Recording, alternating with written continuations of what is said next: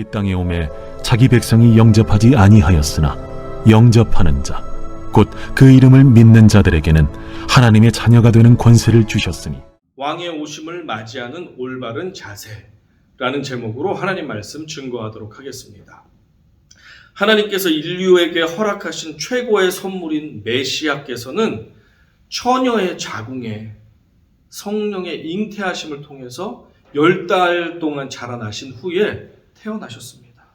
유대인들이 그토록 기다렸던 메시아, 그리고 모든 이방인들에게도 차별 없는 구원자가 되어주시려고 우리 가운데 찾아오신 온 인류의 왕이신 예수 그리스도.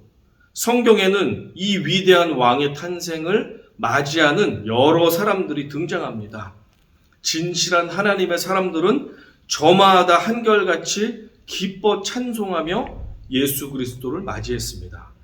반면에 어떤 사람들은 새 왕이 오셨음에도 불구하고 아무런 감동이나 감흥이나 기쁨도 찬송도 없이 무관심한 것을 볼 수 있습니다.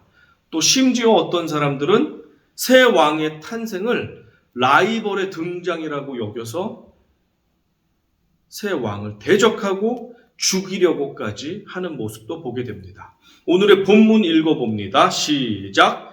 자기 땅에 오매 자기 백성이 영접하지 아니하였으나 영접하는 자 곧 그 이름을 믿는 자들에게는 하나님의 자녀가 되는 권세를 주셨으니.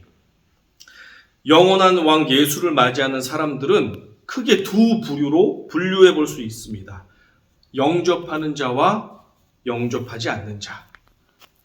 영접하는 자는 하나님의 자녀가 되는 특권을 누리게 되지만 영접하지 않고 대적하는 자, 무관심한 자들의 결국은 멸망에 이르게 됩니다.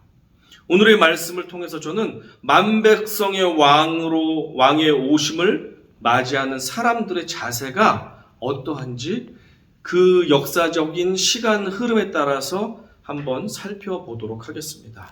제일 먼저 엘리사벳과 세례 요한입니다. 가장 먼저 왕의 오심을 영접한 사람은 마리아의 친척인 엘리사벳이었습니다. 엘리사벳과 남편 사가랴는 오랫동안 불임을 겪어서 자녀가 없는 나이가 많은 부부였습니다. 그런데 하나님께서 강권적으로 엘리사벳에게 잉태케 하셨습니다.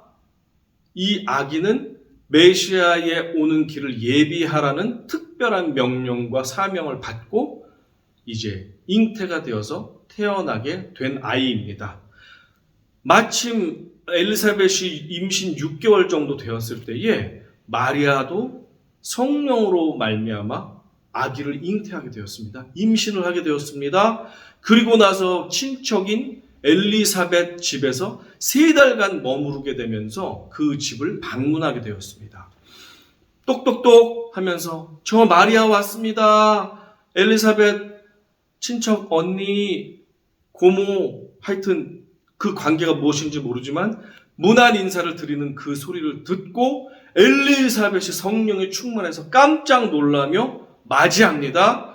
그때 엘리사벳의 태중에 있는 이 태아, 세례 요한이죠. 태아가 뛰놀면서 기뻐했다라는 표현이 성경에 등장하고 있습니다. 자, 우리 아기들을 임신하면 엄마 뱃속에 있는 아기가 발로 뻥뻥 차는 태동을 느끼기도 합니다.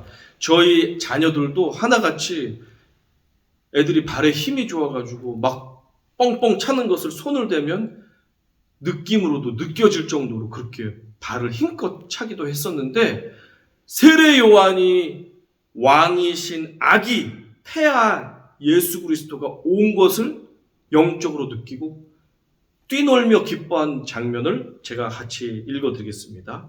누가복음 1장 44절입니다. 보라, 내 문안하는 소리가 내 귀에 들릴 때에 아이가 내 복중에서 기쁨으로 뛰놀았도다. 보라, 내 마리아가 문안하는 소리가 나 엘리사벳 귀에 들릴 때에 내 뱃속에 있는 세례 요한이 내 복중에서 기쁨으로 뛰놀았도다 라고 고백하는 것을 우리가 볼 수 있습니다. 엘리사벳과 세례 요한은 성령에 충만하여서 왕의 오심을 뱃속에 있음에도 불구하고 기뻐 찬양하고 기뻐 뛰었던 것을 알 수 있습니다. 두 번째 인물은 목자들입니다. 로마 황제가 자기 영토의 모든 백성들에게 세금 징수를 위해서 고향으로 가서 호적을 신고할 것을 명령했습니다. 마리아와 요셉은 그 명령에 순종하여 고향 땅인 베들레헴으로 여행을 떠났습니다. 도착하니 이미 세금 호적 신고를 하기 위해서 타 지역에서 많은 사람들이 고향 방문을 하였고, 그래서 머물 곳이 없었습니다. 여관이 없었습니다. 어쩔 수 없이 마리아와 요셉은 마구간, 소똥, 염소똥, 양똥, 더러운 마구간에서 지내게 되었는데, 마침 만삭인 마리아는 출산까지도 하게 되었습니다. 그 시각 양을 치던 목자들에게 천사들이 나타나서 계시를 내려줍니다. 누가복음 2장 10절부터 12절 말씀입니다. 천사가 이르되 무서워하지 말라. 보라, 내가 온 백성에게 미칠 큰 기쁨의 좋은 소식을 너희에게 전하노라. 오늘 다윗의 동네에 너희를 위하여 구주가 나셨으니 곧 그리스도 주시니라. 너희가 가서 강보에 쌓여 구유에 뉘어 있는 아기를 보리니 이것이 너희에게 표적이니라 하더니, 탄생한 아기 예수를 찾아온 첫 번째 인물은 목자들이었습니다. 진실한 목자들은 천사의 메시지에 조금도 의심하지 않고 그 즉시 베들레헴으로 달려갔습니다. 가서 구유를 찾아야 되기 때문에 마구간을 이곳저곳을 다 뒤져보았을 것입니다. 그리고 결국 한 마구간에서 정말로 말 밥그릇인 구유의 강보에, 담요에 쌓여 누워있는 아기 예수를 발견하고 기뻐 찬양하며 경배를 올려드리는 장면을 우리가 보게 됩니다. 목자들이 찾아간 곳은 로마 황실이 아니었습니다. 헤롯 궁전이 아니었습니다. 그래서 골든 크레이들, 금 구유를, 금 요람을 찾은 것이 아니라 누추한 마구간, 똥냄새 나는 마구간, 지저분한 곳에 가난한 부부의 어린 아기, 말밥통 안에 있는, 뉘어있는 영원한 왕을 실망하지 않고 천사의 말 그대로 순종하며 경배를 올려드리는 것을 우리가 보게 됩니다. 누가복음 2장 20절입니다. 같이 읽어봅니다. 시작. 목자들은 자기들에게 이르던 바와 같이 듣고 본 그 모든 것으로 인하여 하나님께 영광을 돌리고 찬송하며 돌아가니라. 자, 세 번째 사람은 성령이 충만했던 시므온이라는 사람입니다. 유대인들은 난지 8일 만에 아이를 예루살렘 성전으로 데리고 가서 율법에 맞추어서 출생을 또 신고하며 비둘기를 잡아서 탄생을 기뻐한 것을 감사 예배를 하나님께 올려드렸습니다. 마리아와 요셉도 어린 아기 예수를 안고 예루살렘 성전에 도착을 했습니다. 마침 그곳에서 성령이 충만했던 시므온이라는 사람이 아기를 받아서 안으면서 하나님께 기쁨으로 감격으로 찬송과 영광을 올려드리는 장면을 우리가 보게 됩니다. 누가복음 25장부터 28절입니다. 예루살렘에 시므온이라 하는 사람이 있으니 이 사람은 의롭고 경건하여 이스라엘의 위로를 기다리는 자라. 성령이 그 위에 계시더라.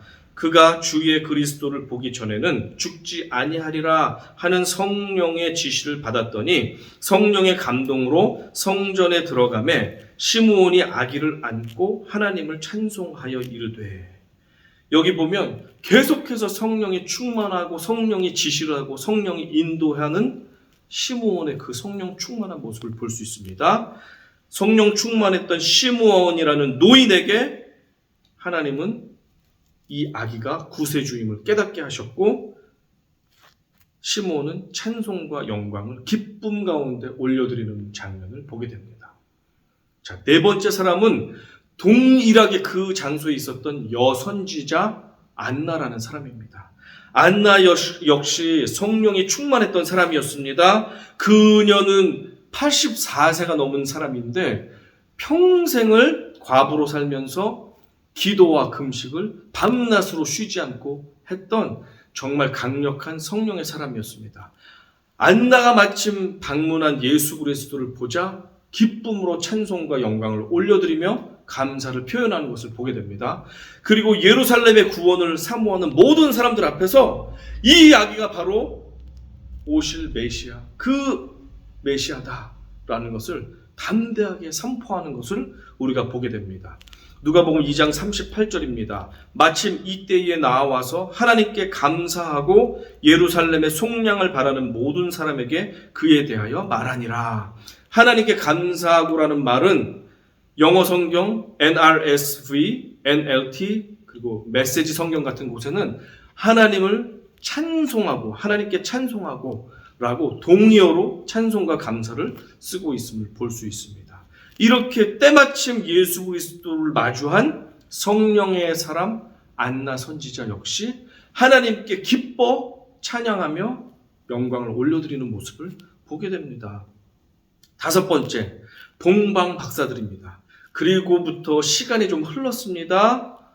머나먼 동방에서 천문학과 점성술을 아주 탁월하게 알고 있는 박사들이 대규모 수행원들을 동반했을 것이라고 우리가 추정하는데 그 대규모 그룹과 함께 하나님께서 보여주신 그 별을 따라서 예루살렘까지 찾아오게 되었습니다.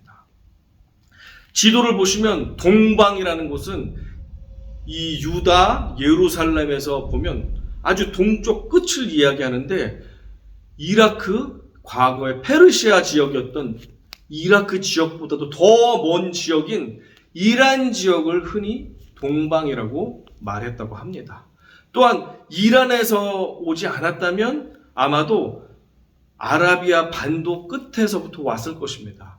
사우디아라비아가 됐을 수도 있고 오멘이나 예멘 지역에서 왔을 수도 있습니다. 엄청 먼 거리에서부터 수개월에 걸쳐서 큰 일행들이 별을 보며 아기와 함께 경배하기 위해 찾아왔습니다. 이것은 놀라운 일입니다. 이교도인들이 하나님의 특별한 섭리 가운데, 계획 가운데, 인도함 가운데 큰 별빛을 보면서 인도함을 받아서 이곳까지 와서 온 세상의 구원자를 경배하러 왔다는 것, 그것은 놀라운 하나님의 이끄심이었습니다.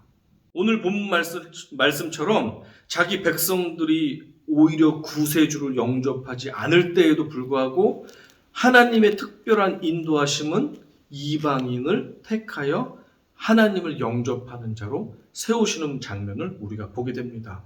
이들이 올 때 어떻습니까? 수개월이 걸리는 동안 오고 가는 기간을 치면 거의 1년이 걸릴 수도 있는 이 기간에 자신의 생업을 다 내려놓고 자신의 큰 비용과 물질과 또 여행 중에 만나게 될 온갖 사고 또 건강의 위험들 이런 모든 것들을 감당하면서 최고의 왕께 최선의 경배를 하는 모습을 우리가 보게 됩니다. 마태복음 2장 10절과 11절입니다. 같이 읽어봅니다. 시작. 그들이 별을 보고 매우 크게 기뻐하더라. 집에 들어가 아기와 그의 어머니 마리아가 함께 있는 것을 보고 엎드려 아기께 경배하고 보배합을 열어 황금과 유향과 모략을 예물로 드리니라. 먼 나라의 귀족이자 학자였던 동방 박사들은 자신들에게 아무런 유익이나 혜택을 줄 수 없는 가난한 부부, 그 부부가 낳은 어린 아기, 그 아기를 경배하러 왔음에도 실망하지 않았습니다. 그리고 기쁜 마음으로 경배하며 가지고 왔던 보배합을 열어서 황금과 유향과 모략을 정성을 다해서 예물로 바쳐드리는 장면을 우리가 보게 됩니다. 마태복음 6장 21절에서 이렇게 말씀합니다. 내 보물이 있는 그곳에는 내 마음도 있느니라. 이들은 자신들이 가진 시간과 노력과 물질을 다하여 온 마음을 다해서 왕의 왕께 경배를 한 것입니다. 이것이 바로 예배입니다. 당장 나에게 혜택이 주어지지 않는다 할지라도 최고의 구분께 나의 최상의 것, 시간과 물질과 노력과 정성과 마음을 다 구별하여 드리는 것, 그것이 바로 예배입니다. 이교도인 동방 박사들은 정확하게는 알지 못했지만 하나님의 인도하심을 받아왔고, 그리고 자신도 모르는 사이에 구주께 예배와 경배를 올려드리는 모습을 우리가 보게 됩니다. 경배를 마친 뒤 이들은 꿈에서 하나님의 인도하심을 받았습니다. 헤롯 대왕이 자신에게 돌아와서 왕의 위치를 알려달라고 그렇게 말했거든요. 왜냐하면 알아서 죽이려고. 그러나 꿈에 하나님께서 나타나서 이 동방 박사들이 헤롯에게 가지 말고 고향으로 바로 돌아갈 것을 명령하고 그들은 순종하고 고향으로 떠나게 됩니다. 어느 구전에 의하면 동방 박사들은 먼 훗날 예수님의 제자인 도마에게 세례를 받고 그리스도인이 되었다라는 구전이 전해지고 있다고 합니다. 자, 우리 동방 박사를 이제 이야기를 드려보니까 이 찬양이 생각납니다. 함께 같이 불렀으면 좋겠습니다.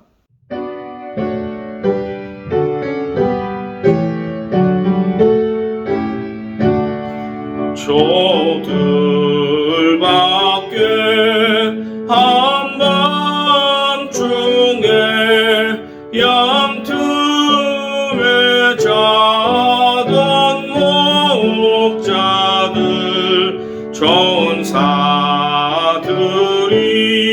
전하여 준 주나신 소식 들었네. 저 동방에 별 하나가 이상한 빛을 보이죠. 이 땅 위에 큰 영광이 나타날 징조보. 노엘 노엘 노엘 노엘 노엘 노엘 이스라엘 왕이 나셨네. 그 한 별이 베들레헴 향하여 바로 오더니 아기 예수 누우신지 그 위에 오자 멈췄네. 동방 박사 세 사람이 새 아기 보고 절하고 그 보배야 다 열어서 세 가지 예물 들었네. 노엘 노엘 노엘 노엘 이스라엘 왕이 나. 노엘 노엘 노엘 노엘 노엘 노엘 이스라엘 왕이 나셨네. 우리 영광의 왕께 박수로 찬양합시다. 감사합니다. 우리 가운데 오신 주님을 찬양합니다. 네, 여섯 번째 예수님을 맞이하려고 하는 사람은 원래가 에돔 사람이었던 헤롯 대왕이 되겠습니다. 헤롯 대왕은 로마 황제의 신임을 얻어서 유대 지역의 통치권을 로마로부터 위임받아서 유대인의 왕 노릇을 하던 이방 사람이었습니다. 마태복음 2장 2절과 3절에서 기록합니다. 유대인의 왕으로 나시니가 어디 계시냐? 우리가 동방에서 그의 별을 보고 그에게 경배하러 왔노라 하니 헤롯 왕과 온 예루살렘이 듣고 소동한지라. 동방 박사들이 유대인의 왕이 나신 곳을 찾아 물었습니다. 헤롯과 온 예루살렘이 그 소리를 듣고 발칵 뒤집혔습니다. 백성들의 입장에서는 수천 년간 강대국에게 나라도 뺏기기도 하고 핍박도 당하기도 하고 여러 고난을 당했던 그런 어려운 시간들이 있었지 않았습니까? 그래놓고 나서 지금은 로마 제국의 식민 통치를 받고 있고 헤롯 왕에게 갑질을 당하고 있는 상황에서 그들은 선지자들이 오랫동안 예언했던 메시아의 오심을 손꼽아 기다리고 있던 중이었습니다. 그런데 이국 땅에서 갑자기 찾아온 박사들이 메시아가 탄생했다고 하면서 그 소식을 알려주자 온 백성은 요동하지 않을 수가 없었습니다. 드디어 기다리던 강력한 메시아께서 오셨구나. 머지않아 강력한 군사력과 정치력으로 로마를 쳐부수고 헤롯 대왕을 물리치고 우리에게 참 해방과 자유를 주실 것이야 라고 기대했을지 모르겠습니다. 반면에 헤롯 왕은 밤잠을 제대로 자지 못했을지 모르겠습니다. 왜냐하면 내가 지금 유대인의 왕 노릇을 하고 있는데 진짜 유대인의 왕이 났다고?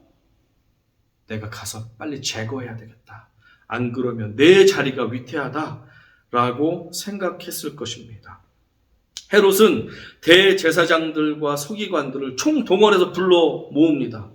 그리고 불러 모아서 왕이 어디에 날 것이냐고 물었더니 대제사장들과 서기관들은 정확하게 알고 있습니다. 미가서 5장 2절의 예언에 따라 메시아가 베들레헴에서 탄생할 것입니다 라고 전해 들었습니다. 헤롯 왕은 동방 박사들을 조용히 불러 모아서 왕이 베들레헴에 나실 것입니다 라고 전해주면서 다녀오신 다음에 왕이 계신 곳을 저에게도 알려주세요. 저도 경배하고 싶습니다 라고 거짓말로 속이면서 돌아올 것을 알려달라고 할 것을 명령합니다. 자, 이제 기다리고 있었습니다. 그런데 동방 박사들은 하나님의 계시를 받고 헤롯에게로 가지 않고 고향으로 돌아가 버렸습니다. 헤롯이 아무리 기다려도 동방 박사들이 오지 않는 것을 보고 내가 속았구나 하면서 화가 머리 끝까지 났습니다. 신하들을 군사들을 불러 모읍니다. 여봐라, 지금 당장 베들레헴과 그 주변 지역으로 가서 남자아이는 2살까지 그 이하는 모두가 다 잡아 죽이도록 해라. 정말 예언대로 라마에서 통곡하는 소리가 났다고 하는 예언처럼 베들레헴 주변의 지역에서는 남자 어린 아기들이 살해당하는 비참한 일이 일어나게 되었습니다. 그런데 메시아가 오자마자 저 악당에게 죽임당하면 안 되겠죠? 자기의 사명을 이룰 때까지는 죽으시면 안 되잖아요. 꿈에 하나님께서 요셉에게 깨닫게 하십니다. 헤롯이 지금 아기들을 죽이려고 하니 너희는 이집트로 피신을 갔다가 내가 말할 때 다시 돌아와라. 요셉은 하나님의 꿈에 순종하고 이집트로 피신을 가게 됩니다. 무슨 돈으로 갑니까? 제가 확신할 때 동방 박사들이 전해준 황금과 유향과 모략, 그것이 예수님 가족이 피신해 있는 동안에 사용했던 생활비로 사용했을 것이라고 저는 생각합니다. 하나님의 도우심은 이렇게도 놀랍습니다. 헤롯 왕은 새로운 왕을 영접하지도 않았을 뿐만 아니라 진짜 왕을 해치려고 했던 적 그리스도였습니다. 마지막 사람들은 대제사장과 서기관들입니다. 동방 박사들이 새로운 왕의 거처를 찾고자 했을 때 헤롯 왕이 다급히 모든 대제사장들과 서기관들을 불러 모았습니다. 그리고 자문을 구했습니다. 마태복음 2장 4절부터 6절 말씀입니다. 왕이 모든 대제사장과 백성의 서기관들을 모아 그리스도가 어디서 나겠느냐 물으니 이르되 유대 베들레헴이오니 이는 선지자로 이렇게 기록된 바 또 유다 땅 베들레헴아 너는 유대 고을 중에서 가장 작지 아니하도다. 내게서 한 다스리는 자가 나와서 내 백성 이스라엘의 목자가 되리라 하였음이니이다. 종교 지도자들은 이미 미가서 5장 2절에서 예언한 사실을 정확히 지식으로 알고 있었습니다. 새 왕은 예언 그대로 베들레헴에서 다윗의 후손 가운데 태어났습니다. 하지만 종교 지도자들은 이미 종교 기득권자들이 되어서 백성들의 존경과 권력을 마음껏 누려오고 있었기 때문에 메시아의 탄생이 그리 달갑지 않았던 모양입니다. 이들은 메시아로 인해서 자신들의 인기와 명예가 빼앗기는 것이 많이 싫었을 것 같습니다. 이들은 그래서 목자나 동방박사들처럼 즉시 아기 예수께 찾아가서 경배를 올리고 찬양을 올리고 예물을 드리며 예배드리지 않았습니다. 그들은 아무런 기쁨도 감격도 찬송도 방문도 경배도 예물도 없었습니다. 메시아 탄생에 그저 무덤덤한 반응뿐이었습니다. 자, 끝으로 왕의 오심을 맞이하는 마지막 사람들이 있습니다. 그 사람들은 바로 저와 여러분, 여기 앉은 모든 하나님의 자녀들입니다. 이 세상에는 마치 헤롯과 같이 예수 그리스도를 대적하며 그분을 나의 왕으로 맞아들이지 않고 여전히 내가 끝까지 내 인생의 왕이 되어서 그리스도를 밀쳐내는 사람들이 있습니다. 또한 그리스도인들 중에는 매년 찾아오는 성탄절을 아무런 감흥도 감격도 기쁨도 찬송도 없이 그저 무덤덤하고 무관심하게 그저 여러 공휴일 중에서 한 날인 것처럼 그렇게 지내는 사람들도 있습니다. 예전에 어느 집사님께서 저에게 이렇게 말씀하신 것이 기억이 납니다. 목사님, 12월 25일은 원래가 태양신이 탄생한 그 날입니다. 이교도들이 숭배하는 날입니다. 그런데 우리가 성탄절을 그날로 지키고 있기 때문에 저는 성탄절 지키는 것을 반대합니다. 또한 그리스도인들은 새 생명을 주신 예수 그리스도를 1년 365일 내내 기뻐해야 되기 때문에 저는 성탄절 단 하루만 요란하게 기뻐하며 성탄절을 지키는 것을 반대합니다. 목사님 생각은 어떠십니까? 라고 물었습니다. 그래서 제가 그 집사님께 이렇게 말씀해 드린 기억이 있습니다. 집사님, 그렇게 생각하시는군요. 그런데 제 이야기를 한번 들어보십시오. 집사님의 생일이 만약에 부처님 오신 날 공휴일과 같은 날이라고 해보세요. 그렇다면 집사님은 생일을 다른 날로 옮겨서 생일 축하를 하시겠습니까? 아니면 그날 그냥 상관없이 축하를 하시겠습니까? 우리가 믿는 참신은 여호와 한 분밖에 없고 우리의 구원자는 예수 그리스도 한 분밖에 없죠. 부처든 알라신이든 다른 여러 우상이든 그 신들은 우리와 상관이 없기 때문에 부처님 오신 날이든 태양신의 탄생일이든 어느 날을 우리가 축하하든 예수님을 축하하는 날은 필요하다고 저는 생각합니다. 또한 만약에 집사님의 부모님이 고하셔서 태어난 정확한 생일을 모른다고 해보십시오. 그러면 생일을 정확하게 모르니까 생일 축하를 안 해드립니까? 그러지 않죠. 어떠한 날이 되었든지 하루를 정해서 분명히 어머니 아버지의 생신을 챙겨드리고 축하하고 기뻐할 것입니다. 그것이 자녀된 사람들의 마땅한 도리죠. 그렇다고 대답을 했습니다. 마찬가지입니다. 예수님이 탄생하신 날이 이 날이다 저 날이다 의견이 많지만 정확한 날은 우리가 알 수 없습니다. 알 수 없다고 해서 생일을 챙기지 않느냐? 그렇지 않습니다. 반드시 생일은 챙겨야 됩니다. 심지어 학교가 시작한 생일, 회사가 시작한 생일, 결혼을 시작한 결혼 기념일, 모든 사람들의 내 자녀와 부모님들의 생일도 꼬박꼬박 챙기며 모든 날들이 중요하고 기뻐하고 감사해야 될 날들이지만 그 중요한 의미가 있는 날을 구별하여 특별히 기뻐하며 감사하며 챙기는 것이 인간들이 다 하는 일이고 마땅한 일인데, 예수님의 탄생일을 정확하게 알지 못해도 2000년 역사 동안 경건한 하나님의 사람들이 변함없이 성탄절날 예수님의 생일을 기념하며 축하했다면, 우리도 특별하게 정확하게 그 예수님의 생일을 알 수 없다면 12월 25일 날 예수님의 탄신을 축하하는 것이 저는 마땅하다고 생각합니다. 부모님께 항상 효도해야 되는 것이 마땅하지만 부모님의 생신을 하루 정해서 특별히 귀하게 구별하여 존경하며 선물도 드리고 맛있는 것도 대접해드리면서 효도해야 마땅하잖아요. 우리가 매일매일 예수님께 감사해야 되지만, 기뻐해야 되지만 하지 못한다 할지라도 성탄절 하루만큼은 특별히 예수님께만 집중하며 그분께 기쁨과 감사와 찬양을 올려드리는 것은 저는 바람직하고 좋다고 생각합니다. 집사님이 고개를 끄덕끄덕하며 돌아가셨던 기억이 있습니다.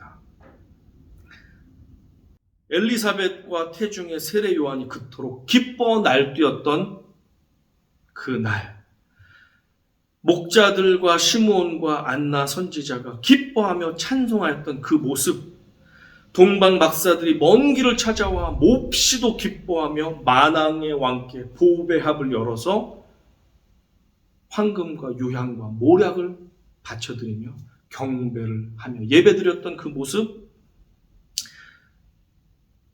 마땅합니다. 하나님의 자녀들인 우리들은 반드시 기쁨과 찬송으로 왕의 오심을 기뻐하고 찬송하는 것이 마땅합니다. 자기가 알든 모르든 간에 성령과 천사의 인도하심을 받은 사람들은 모두들 예수 그리스도의 오심을 기쁨과 찬송으로 맞았던 사람들이었음을 기억하시기 바랍니다. 우리의 사후세계를 완벽하게 책임지실 왕의 오심을 기뻐 찬송합시다. 우리의 이 땅에서 내뱉는 한 호흡 한 호흡, 내딛는 한 걸음 한 걸음, 선택하는 한 결정 한 결정을 세심하게 인도하시는 왕의 오심을 기뻐하며 찬양합시다. 아직까지 주님의 사랑을 경험해 보지 못한 사랑하는 우리 가족들과 이웃들의 구원을 위해서도 우리 가운데 오신 왕의 오심을 기뻐하며 찬송하며 맞이합시다. 우리의 왕이 오신 성탄절 단 하루만큼은 그 어느 날보다도 우리 삶의 주인 되시고 왕이신 주님이 높임 받으셔야 하는 날임에는 틀림이 없습니다. 이 기쁜 주님의 날에 나를 위해 생명까지 내어주신 만왕의 왕을 맞이하는 올바른 자세는 기뻐하며 우리가 마음껏 찬송하고 하나님께 영광을 올려드리는 것입니다. 왕이 오심을 기쁨으로 맞이하는 자들의 인생을 주님께서 친히 찾아오셔서 우리의 왕이 되어 주실 것입니다. 여러분, 마음껏 기뻐하시고 마음껏 감사하시고 이웃과 가족들에게 예수 사랑을 전하는 행복하고 기쁨이 넘치는 성탄절이 되기를 축복합니다. 메리 크리스마스!